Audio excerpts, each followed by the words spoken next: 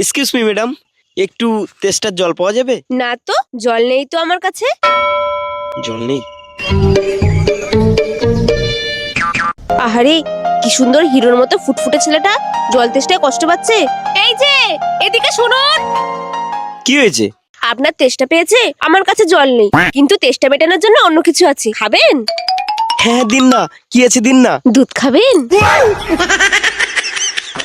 না না, ছি ছি ছি ছি, খোলা মাঠে কেউ যদি এসে যায়? আমার জিনিস আমি কাকে খেতে দেব কি কাকে খেতে দেব না সেটা আমার ব্যক্তিগত ব্যাপার, তাতে লোকের কি? কিন্তু আমার তো খুব লজ্জা করে, কি করে খাবো?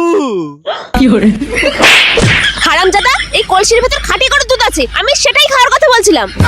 তোর বসি মাইয়ারে তোর কলসির ভেতর কি খাটি গরুর দুধ।